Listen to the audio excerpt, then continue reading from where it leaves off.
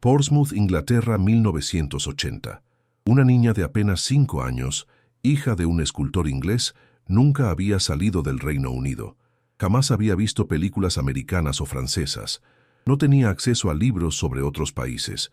Sus padres se divorciaron cuando ella tenía solo 3 años, y desde entonces vivía una vida sencilla con su padre en una granja aislada en Wiltshire. Pero en una noche cualquiera durante el baño, cuando Christopher Wallis le hizo una pregunta inocente a su hija Catherine, recibió una respuesta que cambiaría su vida para siempre.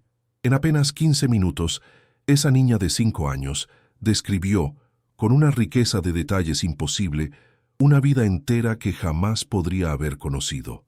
Habló de una casa de madera blanca junto a un camino peatonal en América.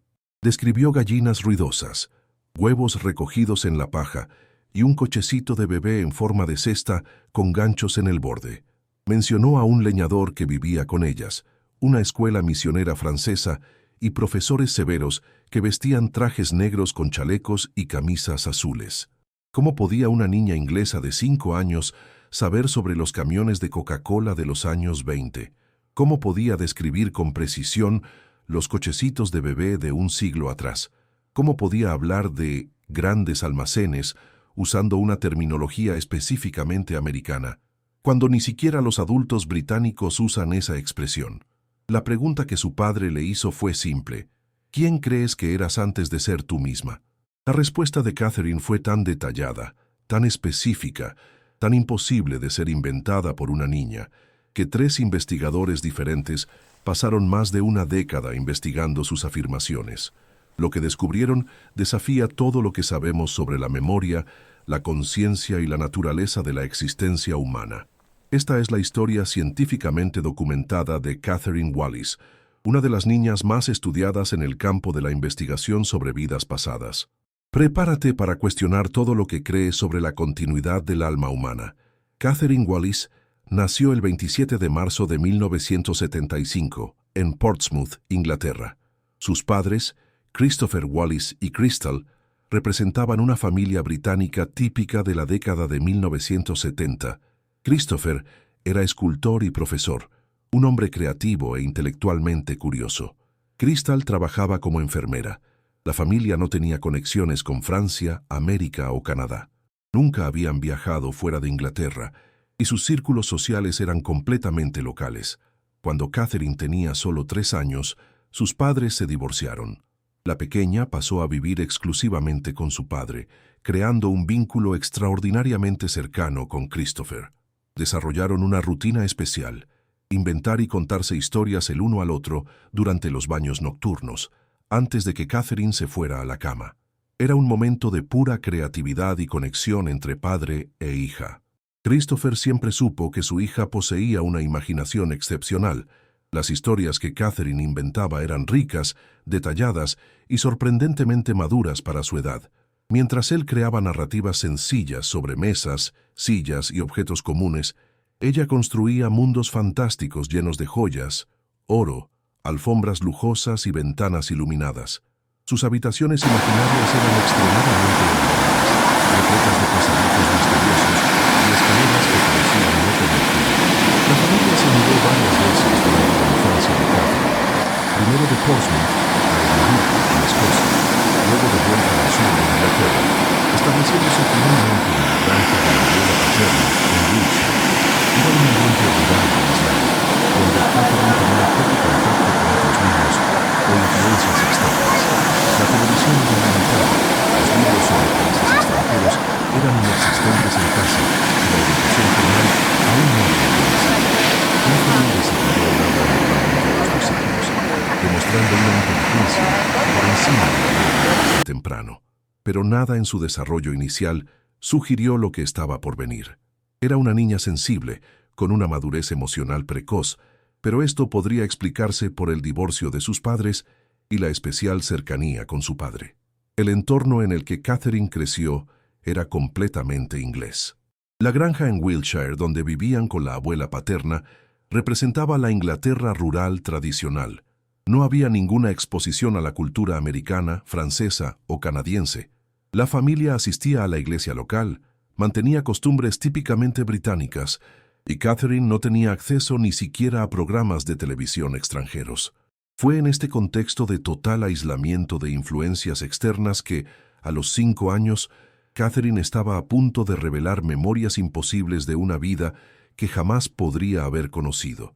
En la noche de 1980, que lo cambiaría todo, padre e hija estaban inmersos en su rutina habitual de baño e historias.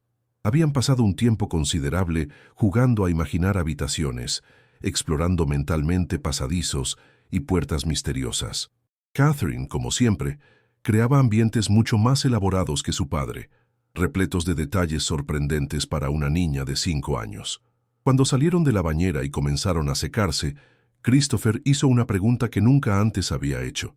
Quizás inspirado por la creatividad excepcional de su hija, o simplemente movido por la curiosidad paternal, preguntó, ¿quién crees que eras antes de ser tú misma? La respuesta de Catherine fue instantánea y desconcertante. No dudó, no se detuvo a pensar, no mostró ninguna señal de que estuviera inventando una historia. Con la misma naturalidad con la que diría su propio nombre, respondió Rosie. Christopher esperaba tal vez una respuesta fantasiosa típica de un niño, una princesa, un animal, algo claramente inventado, pero Catherine continuó con una confianza que lo dejó sin palabras. Rosie Abelisk, dijo, como si simplemente estuviera recordando algo que él ya debería saber. Lo que siguió en los siguientes 15 minutos fue un relato tan detallado, tan específico, tan rico en información imposible de ser conocida por una niña inglesa de 5 años, que Christopher sintió un escalofrío recorrerle la espalda. Catherine no estaba inventando una historia, estaba recordando. Describió una casa de madera blanca junto a una senda peatonal, una construcción típica de la América rural de principios del siglo XX. Habló de gallinas ruidosas al otro lado del camino y de cómo su madre, Mary Ann Abelisk, la llevaba en un cochecito de bebé todas las mañanas para alimentarlas. El detalle del cochecito fue particularmente impresionante. Catherine lo describió como una cesta con ganchos en el borde, una descripción precisa de los cochecitos de bebé de los años 1910 y 1920. Los recuerdos de Catherine incluían detalles emocionales específicos. Recordaba la frustración a los 2 años, cuando no podía salir del cochecito para ayudar a recoger los huevos. A los 3 años, finalmente pudo ayudar a su madre. Pero una vez se le cayó un huevo que afortunadamente cayó sobre la paja sin romperse. A Christopher le intrigó especialmente la descripción que Catherine hizo de la madre de Rosie, cabello rubio y largo, siempre recogido en un moño. Era una descripción visual muy específica, completamente diferente a la apariencia de Crystal, su propia madre.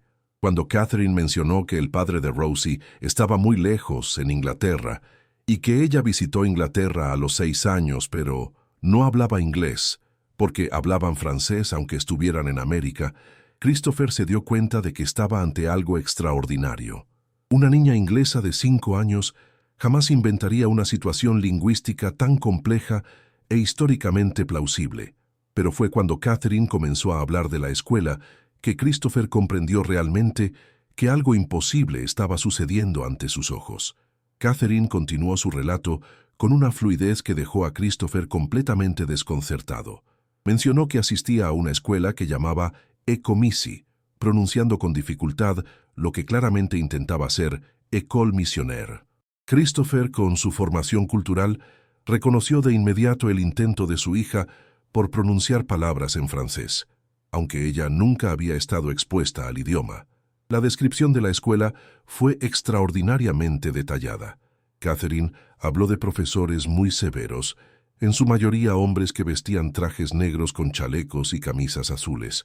El edificio era blanco o de piedra, con un campanario, una descripción que corresponde perfectamente a las escuelas misioneras católicas del Canadá francés que comenzaron a principios del siglo XX.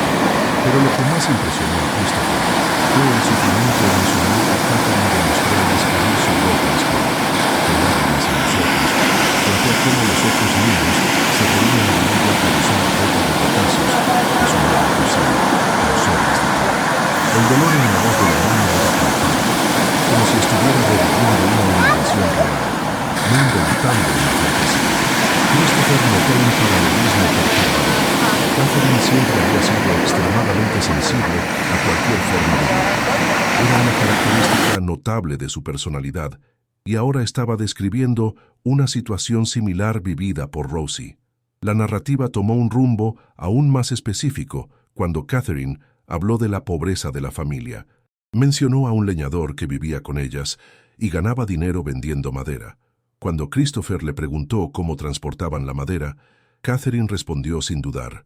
Había una cesta, con una especie de ruedas, que yo usaba siempre para traer la madera.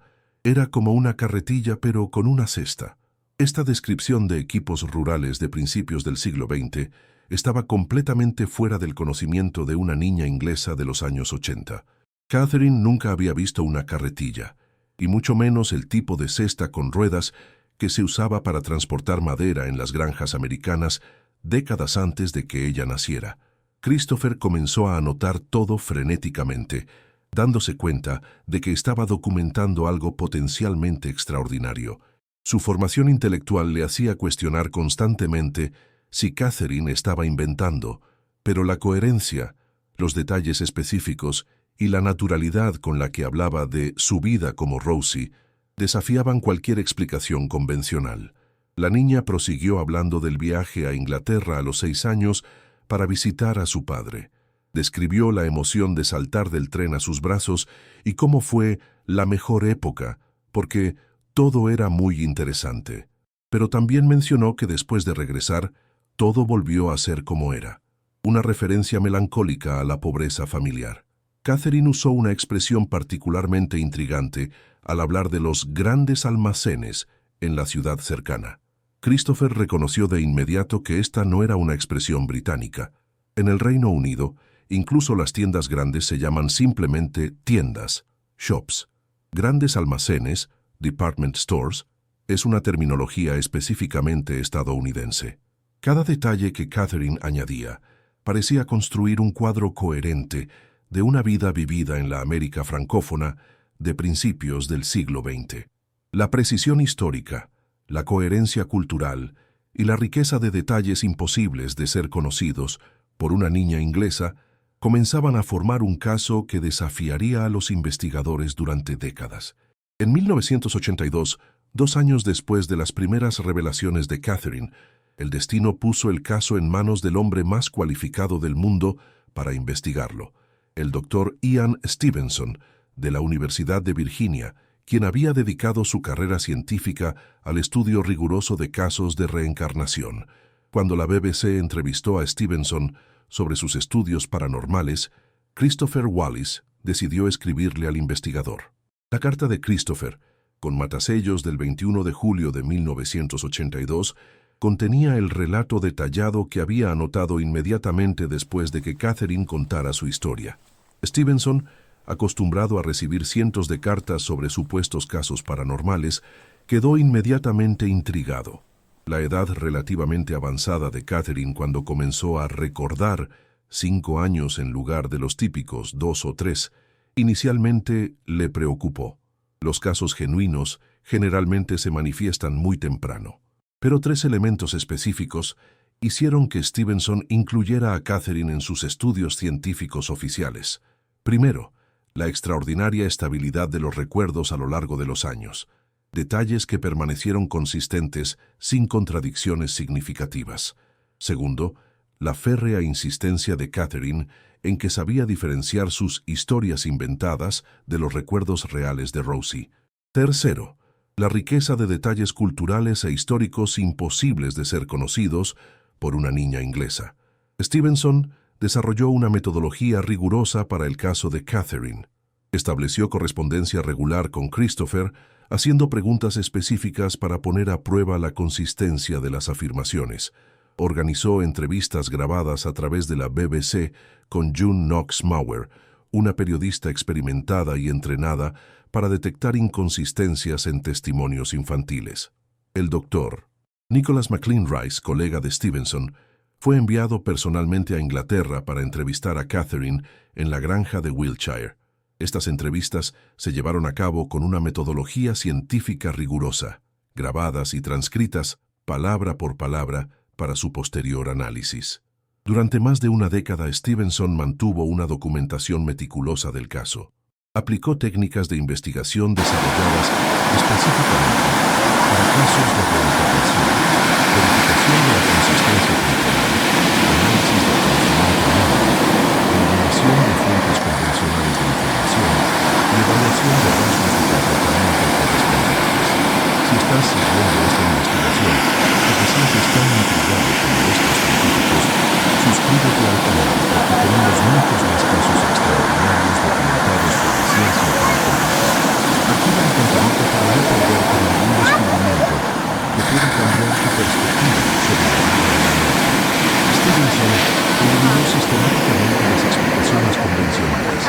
La criptomnesia, recuerdos olvidados de información previamente aprendida, fue descartada porque Catherine nunca había estado expuesta a la información cultural e histórica que describía. La fantasía infantil fue cuestionada por la consistencia y la precisión histórica, imposibles para una niña. La influencia familiar fue eliminada porque los padres no poseían conocimientos sobre la América francófona del siglo XX. El protocolo científico de Stevenson incluía la verificación independiente a través de múltiples fuentes, la documentación contemporánea de todas las afirmaciones y el análisis comparativo con cientos de otros casos estudiados a nivel mundial. Catherine Wallis estaba a punto de convertirse en uno de los casos más documentados en la literatura científica sobre la reencarnación.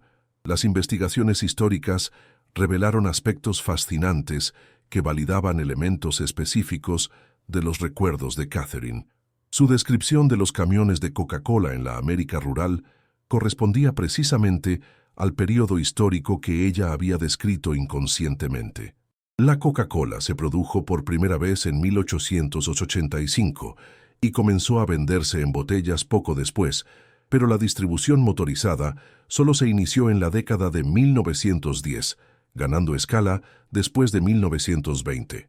Catherine había descrito que Rosie murió a los 10 años, atropellada por un camión de Coca-Cola, un detalle que sitúa temporalmente su supuesta vida anterior entre 1910 y 1930, periodo en el que esos camiones específicos circulaban por las carreteras rurales americanas. Una niña inglesa de 5 años en 1980 jamás podría conocer este detalle histórico específico. La descripción del cochecito de bebé como una cesta con ganchos en el borde correspondía exactamente a los modelos utilizados entre 1900 y 1925. Los investigadores consultaron catálogos históricos de equipamiento infantil y encontraron modelos idénticos al descrito por Catherine. Estos cochecitos eran populares específicamente en la América rural de principios del siglo XX, pero completamente desconocidos en la Inglaterra de los años 80. La terminología grandes almacenes que Catherine usó es exclusivamente estadounidense. Los registros lingüísticos confirman que esta expresión nunca se ha utilizado en Inglaterra, donde hasta hoy se usa simplemente tiendas, shops, incluso para establecimientos grandes. Catherine había usado espontáneamente un americanismo lingüístico que jamás había escuchado. Stevenson consultó a expertos en historia de la educación francoamericana para verificar las descripciones escolares de Catherine. La combinación de profesores hombres vistiendo trajes negros con chalecos y camisas azules, un edificio de piedra blanca con campanario y el nombre École Missive correspondía al patrón de las escuelas misioneras católicas establecidas en el Canadá francés y Luisiana entre 1880 y 1920. Aunque École Missive no es francés correcto, sería École Missionnaire, la pronunciación de Catherine, École Misri, era exactamente como un niño francoamericano la pronunciaría al intentar decir École Missionnaire. Los lingüistas confirmaron que esta corrupción fonética es típica de los niños bilingües de la época. La descripción de una comunidad francoamericana donde se hablaba francés aunque estuvieran en América corresponde precisamente a las comunidades acadianas de Luisiana y a los pueblos franco-canadienses que migraron a Nueva Inglaterra. Estas comunidades mantenían el francés como idioma principal mientras vivían en territorio estadounidense. Los investigadores buscaron en registros genealógicos familias Abelisque o con grafías similares en comunidades francoamericanas del período. Aunque no encontraron registros específicos, lo que no sorprende, considerando la precariedad de la documentación rural de la época, descubrieron diversas variaciones fonéticas del apellido en comunidades francófonas americanas. Catherine había mencionado que Rosie visitó Inglaterra a los 6 años para ver a su padre. Los registros de inmigración confirman que era común que hombres francoamericanos trabajaran temporalmente en Inglaterra, especialmente en la industria maderera, y regresaran periódicamente para visitar a sus familias. La descripción de la pobreza, el trabajo con madera, la recogida de huevos y la vida rural sencilla encaja perfectamente con la realidad socioeconómica de las comunidades francoamericanas rurales de principios del siglo XX. Catherine había descrito la dirección de un mundo histórico preciso que había desaparecido décadas antes de su nacimiento. Cada verificación histórica añadía credibilidad a las imposibles afirmaciones de Catherine. Los investigadores se enfrentaron a una historia que desafiaba todas las explicaciones convencionales sobre la memoria y el conocimiento. El momento más impactante de la investigación llegó durante la entrevista de Catherine a los 8 años con el doctor McLean Rice, cuando se le preguntó cómo diferenciaba sus historias inventadas de los recuerdos de Rosie. Catherine dio una respuesta que dejó al experimentado investigador sin palabras. «Es muy diferente», dijo con una madurez desconcertante para una niña. «Cuando invento historias, sé que las estoy inventando, pero con Rosie puedo oír todo dentro de mi cabeza, y es como si estuviera allí y le estuviera contando mi vida a alguien». La distinción que Catherine hacía entre fantasía y memoria real fue validada por un descubrimiento extraordinario. Durante años, mantuvo una consistencia absoluta en los detalles centrales de la vida de Rosie, incluso cuando era presionada con preguntas específicas por diferentes entrevistadores. Solo se añadieron detalles periféricos, nunca contradicciones fundamentales, pero fue el descubrimiento de una marca de nacimiento lo que proporcionó la evidencia física más impresionante. Catherine había nacido con una marca de un rojo vivo en la nuca, en el lado izquierdo. Christopher siempre había notado la marca, que se aclaró con los años, pero permaneció visible. Durante las descripciones de la muerte de Rosie, Catherine mencionó consistentemente que, tras el atropello, tenía el cuello todo herido. El doctor McLean Rice fotografió la marca en 1983, documentando su ubicación exacta. Aunque Stevenson reconoció que aproximadamente el 3% de los niños nacen con marcas similares, la correspondencia entre la marca de Catherine y la herida descrita por Rosie era estadísticamente impresionante. La prueba definitiva llegó a través del análisis de comportamiento. Catherine había desarrollado desde muy pequeña una sensibilidad extrema a las burlas, exactamente como Rosie, que había sufrido acoso por usar ropa de retazos. No era solo una coincidencia de personalidad. Catherine manifestaba un pavor específico a ser rechazada por su apariencia, un trauma que Rosie había experimentado en la escuela.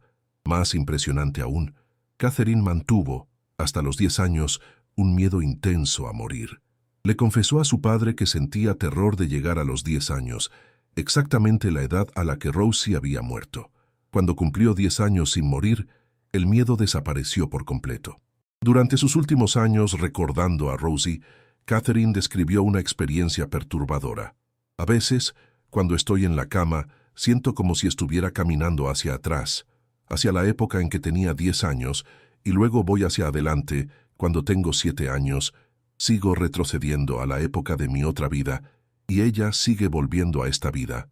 Alrededor de los 10 años, Catherine finalmente dejó de recordar. Como ella misma explicó, «Ahora solo tengo recuerdos de sus recuerdos anteriores. Recuerdo que recordaba». La comunidad científica internacional reconoció el caso de Catherine Wallis como uno de los mejor documentados en la literatura sobre la reencarnación. Hoy Catherine Wallis es una mujer adulta que vive en Irlanda. Los intensos recuerdos de Rosie Abelisque desaparecieron por completo cuando cumplió 10 años, la misma edad a la que Rosie murió atropellada por un camión de Coca-Cola en una carretera rural americana a principios del siglo XX. El doctor Stevenson continuó siguiendo el caso hasta sus últimos años de investigación, manteniendo a Catherine como uno de los casos más significativos de su carrera científica.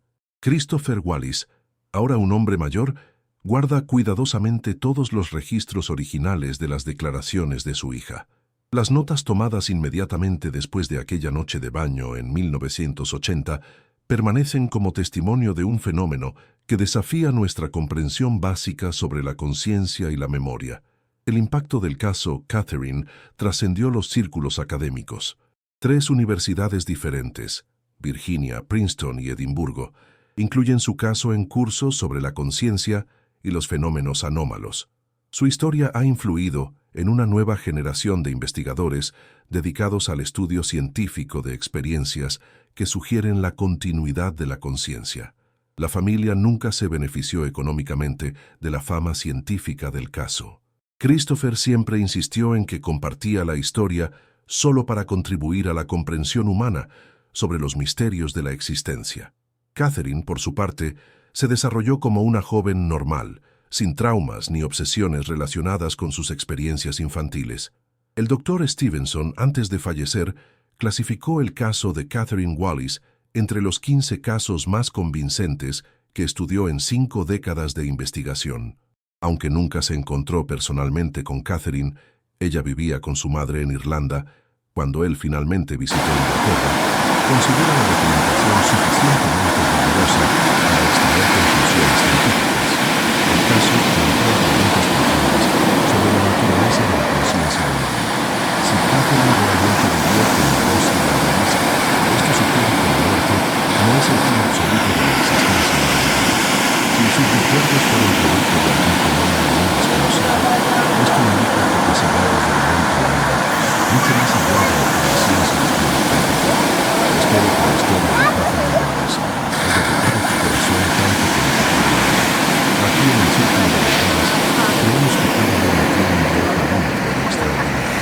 Si formas parte de esta comunidad que busca respuestas a los misterios más profundos de la existencia humana, deja un like para mostrar que tú también crees que somos mucho más de lo que aparentamos ser. En los comentarios comparte. ¿Has tenido sueños recurrentes sobre lugares que nunca has visitado? ¿Has sentido una conexión inexplicable con otro periodo histórico? ¿Qué lugar del mundo despierta en ti una nostalgia sin explicación? Vamos a crear aquí una comunidad de personas que cuestionan los límites de la realidad y buscan comprender los misterios del alma humana.